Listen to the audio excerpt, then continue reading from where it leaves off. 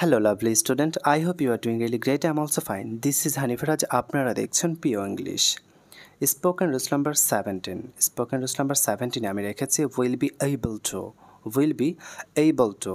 এখানে এইবলের উচ্চারণ অ্যাবল করে অনেকেই, অ্যাবল করা যাবে না, ঠিক আছে? এইবল বলতে হবে, able, will be able two. কারণ ইংরেজি শেখার সাথে সাথে আমাদের প্রোনাউন্সিয়েশনটাও ইনক্রিজ করার ট্রাই করতে হবে। তাহলে উইল বি এইবল টু কথার মানে হচ্ছে করতে পারবো অথবা করতে পারবে। তাহলে এই ধরনের কথাগুলো দিয়ে আমরা কিন্তু হরহামেশায় প্রতিদিন কত কথা ব্যবহার করি, তার কোনো ইয়ত্তা নেই। বাক্যে কর্তা কোনো কাজ করতে পারবে এইরূপ বোঝালে উইল বি এইবল টু ব্যবহার করতে হয়। যদি বাক্যে কর্তা বা সাবজেক্ট কোনো কাজ করতে পারবে এমন কিছু বোঝালে আমরা কেবল উইল বি এইবল টু ব্যবহার করতে পারবো। তাহলে উইল বি এইবল টু আপনি কীভাবে ব্যবহার করবেন? অবশ্যই একটা সূত্র লাগবে, তার মানে স্ট্রাকচার লাগবে, প্রতি পর্বে যেমনটা থাকে। তো স্ট্রাকচারটা হচ্ছে এমন যে সাবজেক্ট, এরপর আমরা উইল বি এইবল টু ব্যবহার করবো, তারপরে ভার্বের V1, এরপর অবজেক্ট যদি থাকে ব্যবহার করবো, না থাকলে নেই। তাহলে টু, এই যে প্রিপজিশন টু রয়েছে, এই জন্য আমরা ভার্বের বেস ফর্মটাই ব্যবহার করব। তাহলে subject plus will be able two plus ভার্বের বেস ফর্ম, তারপরে অবজেক্ট। ওকে, তাহলে এই স্ট্রাকচারটা বোঝার জন্য আমাদের কী দরকার? হ্যাঁ, ঠিক বলেছেন, কিছু এক্সাম্পল দরকার। তাহলে আমরা এক্সাম্পলগুলো দেখে নিই।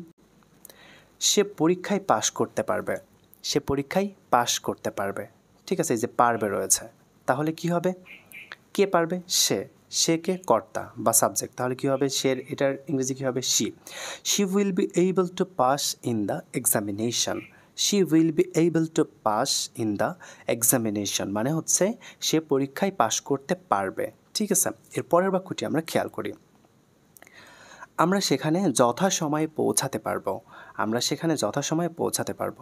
যেমন আপনার ফ্রেন্ড আপনাকে দাওয়াত দিয়েছে যে তুই এই রেস্টুরেন্টে এই সময় চলে আসবি। তুই কি চলে আসতে পারবি? মানে আপনার অ্যাক্টিভিটিসে সে সন্দেহ করছে বা সে গিল্টি ফিল করছে ও আসতে পারবে কি না। তখন আপনার আনসারটি ঠিক এমন হবে না যে আমরা সেখানে যথাসময়ে পৌঁছাতে পারবো, তুই এই বিষয়ে কোনো চিন্তা করিস না, ঠিক আছে? তাহলে no need to worried. Okay, আমরা সেখানে যথাসময়ে পৌঁছাতে পারবো। এটা ইংরেজি কী হবে? We will be able to get there on time. We will be able to get there on time মানে যে গেট, এটা হচ্ছে ভার্বের বেস ফর্মে রয়েছে, ঠিক আছে? তাহলে উই হচ্ছে আমরা, সাবজেক্ট, এরপরে উইল বি এইবল টু, তারপরে একটা ভার্ব নিতে হবে গেট মানে পৌঁছানো, তারপরে দেয়ার অন টাইম মানে যথাসময়ে। We will be able to get on time মানে হচ্ছে আমরা সেখানে যথাসময়ে পৌঁছাতে পারবো। পরের বাক্যটি খেয়াল করি।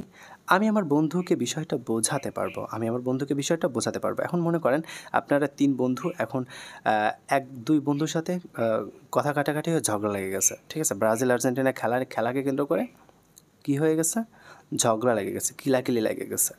এখন কি হবে? এখন আপনি তৃতীয় পক্ষ হয়ে আপনি তাকে বোঝাচ্ছেন যে আমি আবার বন্ধুকে বিষয়টা বোঝাতে পারবো, আচ্ছা তোর আর গ্যাঞ্জাম করিস না। মানে আপনার উপর একটা কনফিডেন্স রয়েছে যে না, আসলে আমরা 3 বন্ধু, দুজনের সাথে আমাদের কথা হচ্ছে, কিন্তু ওরা দুজন কথা বলছে না, বিষয়টা খারাপ শোনায় বা খারাপ দেখায়। এমনটা কিন্তু হয়, ফ্রেন্ডশিপের ভিতরে এমনটা হয়। আপনাদের সাথে যদি এমনটা হয় কমেন্টস করেন। আমি আমার বন্ধুকে বিষয়টা বোঝাতে পারবো, বা আপনি ইংরেজি শেখাতে পারবেন বা কোনো ল্যাঙ্গুয়েজ শেখাতে পারবেন। বিষয়টা হচ্ছে এমনই যে পারবো রয়েছে। তাহলে কী হবে? I will be able to make my friends understand the matter. I will be able to make my friends understand the matter মানে আমি আমার বন্ধুকে বিষয়টা বোঝাতে পারবো। এর পরের বাক্যটি লক্ষ্য করি। আমি আগামী মাসে একটা নতুন গাড়ি কিনতে পারবো। আমি আগামী মাসে একটা নতুন গাড়ি কিনতে পারবো মানে এই মাসে আপনার হাতে একদমই টাকা নেই, কী করতে পারবেন? আগামী মাসে যখন টাকা পাবেন তখন আপনি একটা গাড়ি কিনে ফেলতে পারবেন, ঠিক আছে? তো এই বাক্যটাকে আমরা ট্রান্সলেটিং করবো কীভাবে? I will be able to buy a new car next month. I will be able to buy a new car next month. এই যে বাই হচ্ছে ভার্বের V1, ঠিক আছে? তাহলে আগামী মাসে আমি নতুন একটা গাড়ি কিনতে পারবো। এখন এই মাসে কেন পারলেন না? আপনিই জানেন আর আপনার মালিক জানে আপনি আগামী মাসে কেন কিনবেন, ঠিক আছে? আপনি কী বা করবেন? এত টাকা কই থেকে আসলো? আপনি কীভাবে কিনতে পারবেন? আসলে বুঝতে পারছেন না। যাই হোক, কিডিং। তো যাই হোক, স্পোকেন রুলস নাম্বার 17 আমরা শিখলাম আজকে কি উইল বি এবল টু দিয়ে বাক্য তৈরি করতে হয় কীভাবে, সেই স্ট্রাকচার, এক্সাম্পল, এবং আমরা কি করলাম এই ছোট্ট একটা টেকনিককে অ্যাপ্লাই করে হাজার হাজার বাক্য তৈরি করা শিখে গেলাম। তাহলে আপনি এখন কমেন্টস করেন যে আমি অনর্গল ইংরেজিতে কথা বলতে পারবো। এটার ইংরেজি কী হবে? কমেন্টস বক্সে কমেন্ট করুন। আর চ্যানেলে ভিডিওগুলো যদি ভালোই লাগে তাহলে কমেন্টস কেন করেন না বলেন? লাইক কেন করেন না? একটু লাইক করে দেন, কমেন্টস করেন। আর আপনাদের লাইক এবং কমেন্টসই আমাকে আরও ভিডিও বানাতে ইন্সপায়ার করে, এনার্জি দেয়, ঠিক আছে? তো আজকের কথা বাড়াচ্ছি না, কথা হবে আগামী পর্বে। ততক্ষণ পর্যন্ত ভালো থাকুন, সুস্থ থাকুন। আল্লাহ হাফেজ।